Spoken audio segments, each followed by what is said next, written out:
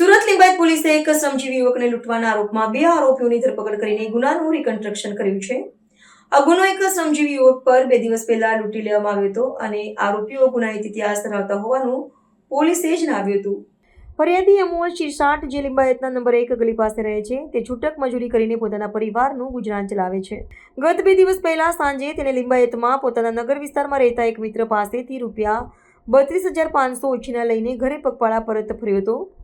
જ્યારે તે ઋષિકેશ એન્કલેવ નજીકથી પસાર થઈ રહ્યો હતો ત્યારે સ્થાનિક ટપોરી સાગર ઉર્ફે ઘોડાએ તેને રોક્યો અને ચાકુ બતાવીને પૈસા કાઢવા કોશિશ કરી હતી।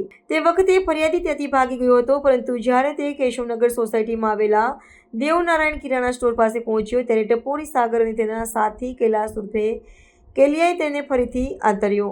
આરોપીઓએ ફરિયાદીને ગાળો આપી માર્યો અને ચાકુ બતાવીને તેની પાસેથી ₹32,500ની રોકડ લૂંટી લીધા। આરોપીઓએ ફરિયાદીને જાનથી મારી નાખવાની ધમકી પણ આપી।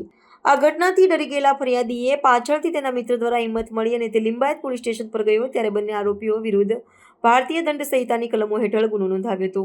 પોલીસે તરત જ કાર્યવાહી કરી અને ગણતરીના ટૂંકા સમયમાં જ બંને આરોપીઓ સાગર અને કૈલાસને ધરપકડ કર્યા। ગુનાની તપાસ પૂર્ણ કરવા માટે પોલીસે આરોપીઓને ગુનાની જગ્યાએ લઈ જઈને ઘટનાનું રિકન્સ્ટ્રક્શન પણ કરાવ્યું હતું। આજ રોજ લિંબાયત પોલીસ સ્ટેશનમાં દાખલ થયેલ લૂંટના ગુના અનુસંધાને આઈઓ સાથે રહી અને ફરી આરોપીઓએ જે જગ્યાએ ફરિયાદીશ્રીને ચપ્પુ દેખાડીને લૂંટનો ગુનાને અંજામ આપેલ તે જગ્યાએ ગુનાવાળી જગ્યાનું રિકન્સ્ટ્રક્શન પંચનામું કરવામાં આવેલું, તેમજ આરોપીએ કઈ રીતે ગુનાની શરૂઆત કરેલી।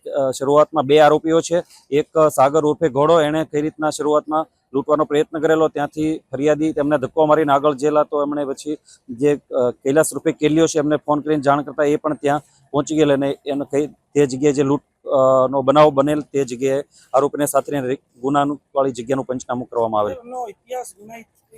બંને આરોપીઓ રીઢા ગુનેગારો છે। અગાઉ 302 જેવા જધન્ય અપરાધમાં 2 વખત સંડોવાઈ ચૂકેલા છે, તેમજ ગુજસીટોકના આરોપીઓ પણ હોય, જેથી તેમને ગુનાવાળી જગ્યાએ લાવીને સબક શીખવાડવામાં આવેલ છે।